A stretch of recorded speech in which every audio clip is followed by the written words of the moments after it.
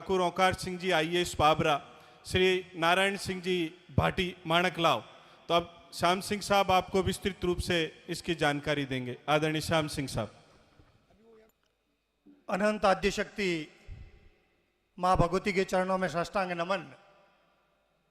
नमन वीरवर राव उदा जी, जिनकी जयंती मनाने के निमित्त आज हम एकत्र आए हैं, उन महापुरुषों के चरणों में भी कोटि कोटि नमन। आज हम सब के लिए बड़े सौभाग्य का दिन है कि हम हमारे उन महापुरुषों को याद कर रहे हैं, हम हमारे उन पूर्वजों को याद कर रहे हैं, जिनके कृतित्व और व्यक्तित्व के कारण इतिहास के अंदर एक स्वर्ण अक्षरों में उनका अध्याय लिखा जा चुका है। और हम सबको गर्व है कि हम उनके वंशज हैं। हमने उस समाज के अंदर जन्म लिया है जिस समाज के अंदर जन्म लेते ही हम सम्मान के अधिकारी हो जाते हैं। यह हमारे लिए बहुत बड़ा गर्व का विषय है। लेकिन हम इसके अंदर पाएंगे कि उनका जो त्याग था, उनका जो बलिदान था, उनका जो समर्पण था, आज इतने हजारों साल के बाद में भी हमें गर्व करने का अवसर प्रदान करते हैं। इसलिए ये जयंतियां, महापुरुषों की जयंतियां हमें इस बात की प्रेरणा देती है कि हम उनकी अच्छाइयों से, हम उनके जीवन से प्रेरणा लेकर वर्तमान समय को गढ़कर आगे आने वाले भविष्य के लिए, इन युवा पीढ़ी के लिए छाती देकर जाएं, जिससे वो भी गर्व कर सके कि हम भी उस क्षत्रिय समाज से हैं या हम भी उस राव उदा जी के वंशज हैं। तो ये इस प्रकार आज के ये जो जयंती समारोह का आयोजन हो रहा है, अभी आपके बीच में अतिथिगण आएंगे। मैं आप सबको एक बार हृदय की गहराई से बहुत बहुत बधाई देना चाहता हूं, और विशेष रूप से भगवान सिंह साहब को कि जिन्होंने ये बीड़ा उठाया और आज इसको एक साकार रूप में आप हम सबके सामने प्रदर्शन किया। आज इन जयंतियों के बारे में कई लोग कहते हैं क्या होगा, ये तो इतिहास की बातें हैं, इतिहास से कौन सा पेड़ भरने वाला है। लेकिन मैं आपको बता दूं, जो हमारा गौरवपूर्ण इतिहास था, उस इतिहास को मिटाने के लिए जब से देश आजाद हुआ है, मुगल काल से ये प्रयास किया जा रहे हैं कि राजपूतों का इतिहास किस प्रकार से छीन बीन किया जाए, इतिहास किस प्रकार से विकृत किया जाए, जिससे इनका मनोबल गिरे। उस इतिहास हस्तांतरण की हमारे यहाँ परंपरा थी। हम गढ़ों के अंदर, पौड़ के अंदर, कोटड़ियों के अंदर जो हमारे दादो साहब बुजुर्ग विराजमान होते थे, वो एक पीढ़ी से दूसरी पीढ़ी को ये हस्तांतरण करते थे। लेकिन आज परिस्थितियां बदली है। जिस प्रकार के भौतिकवादी युग के अंदर हम सब रह रहे हैं, उस युग के अंदर वो इतिहास हस्तांतरण की परंपरा कहीं ना कहीं पीछे छूट गई है। और आज हम वही इतिहास पढ़ते हैं जो हमें बताया जाता है। हमारे पूर्वजों का जो इतिहास है, उस इतिहास से हम कहीं ना कहीं विमुख होते जा रहे हैं। इसलिए ये जयंती समारोह एक ऐसा माध्यम है जहां हमारे उस इतिहास को रूबरू होने का हमें अवसर प्रदान करती है। इसलिए मैं आपसे अनुरोध करूंगा कि जहां कहीं भी जिस महापुरुष की जयंती हो, उस महापुरुष की जयंती में हम सब जाति खाप को छोड़ करके उस जयंती के अंदर ज्यादा से ज्यादा भाग लें। तो ही हमारे उन महापुरुषों की जो इतिहास है, जो गौरव है, उसको हम आगे आने वाली पीढ़ी तक हस्तांतरित कर सकेंगे। मैं आप सबको यह जानकारी देना चाहता हूं, आपने जैसा फरमाया कि राजपूत समाज के अंदर कई संस्थाएं काम करती है, विशेष रूप से शिक्षा के क्षेत्र के अंदर भी कई संस्थाएं काम करती है। और उन सब संस्थाओं के कारण ही आज हमारा राजपूत समाज इतनी विषम परिस्थिति होते हुए भी अपनी शिक्षा के बल पर हम आज के समाज में प्रासंगिक बने हुए हैं। बाकी जब से देश आजाद हुआ है, हमारे साथ बहुत षड्यंत्र हुए हैं।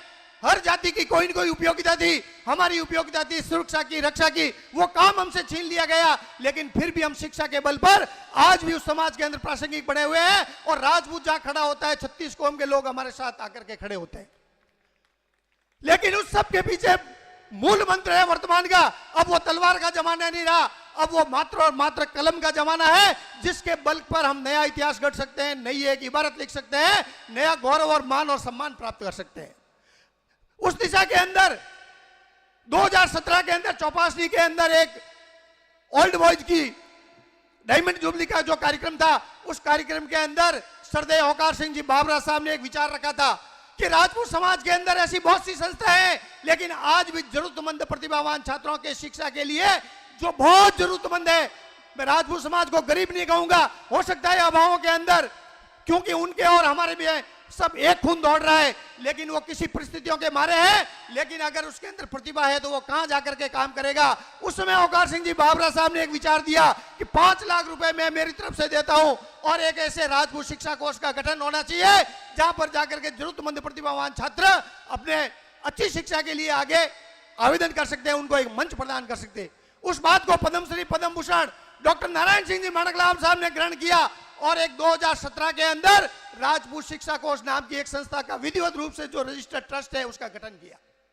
सबसे पहले बैठ करके हमारे मन में विचार आया कि पहले जो छोटी पौध होती है, छोटे स्तर पर जो हमारी प्रतिभा है, उन प्रतिभाओं को कैसे निकाला जाए, और उसके लिए पायलट प्रोजेक्ट के रूप में हमने एक राजपूत प्रतिभा खोज परीक्षा का प्रारंभ किया, जिसके माध्यम से कक्षा 6, 7, 8 और 9 के अंदर उन बच्चों को परीक्षा के माध्यम से चयनित करके उन बच्चों को पढ़ने का जिम्मा राजपूत शिक्षा कोष ने उठाया है। आप सबको यह जानकर बहुत खुशी होगी कि 2017 से जो यात्रा प्रारंभ की थी वो आज 2024 तक आते आते राजपूत समाज ने राजपूत शिक्षा कोष के माध्यम से 338 प्रतिभाओं को शिक्षा का अवसर प्रदान किया है, और आप सबके योगदान से दिए हुए 80 लाख रुपए राजपूत शिक्षा कोष ने उन बच्चों की शिक्षा के ऊपर खर्च किए।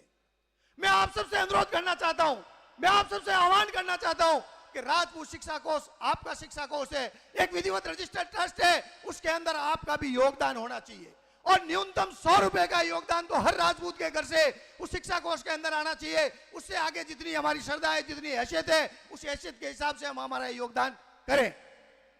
मैं आप सबसे ये अनुरोध करना चाहता हूं कि हमारे जो विवाह समारोह होते हैं, पद्मश्री पद्मभूषण डॉक्टर नारायण सिंह माणकलाल साहब ने एक नया अभियान शुरू किया है कि हमारे विवाह समारोह के अंदर हम कई प्रकार के नेक देते हैं।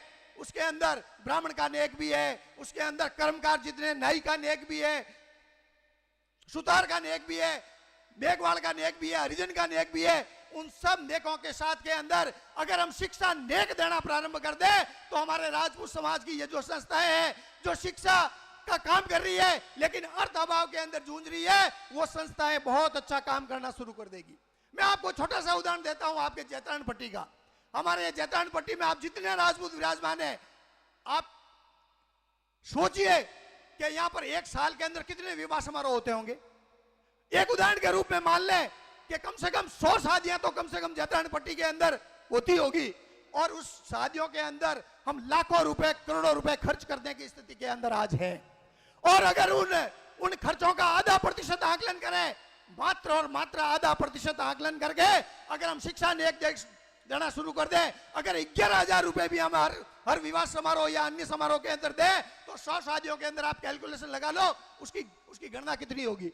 इसी प्रकार से पूरे राजस्थान के अंदर राजपूत समाज अगर ये संकल्प ले ले कि मैं मेरे विवाह समारोह या अन्य कोई कार्यक्रम के अंदर राजपूत शिक्षा नेक जरूर दूंगा, हो सकता है आपको अच्छा लगे तो राजपूत शिक्षा कोष में दीजिए, नहीं तो आपकी जो संस्था है शिक्षा के क्षेत्र में काम कर रही है वो सब अर्थ अभाव के अंदर जूझ रही है, उन संस्थाओं को आप संबल प्रदान कीजिए।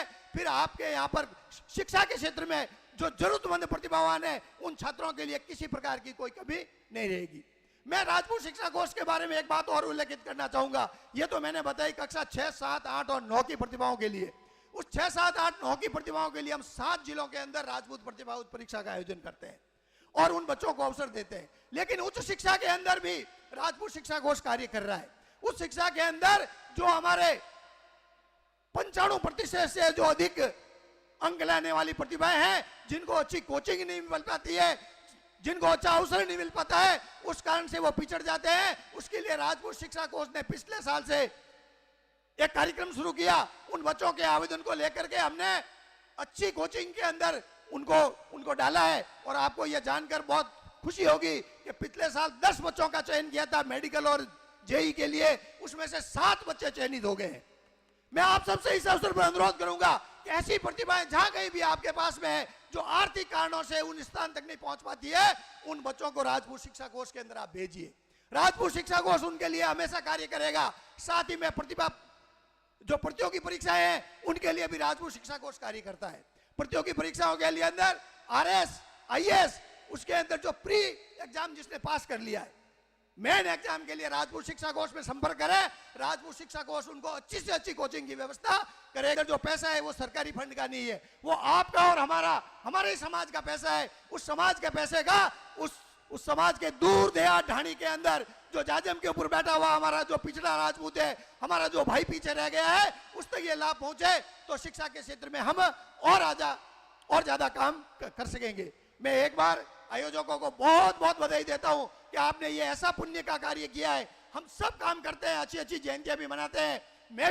मेरे मन के अंदर भी एक पीड़ा थी और आपकी जो जयंतियां देखकर हमारे मन में भी आया कि हम चौहानों की भी ये कोई जयंती होनी चाहिए।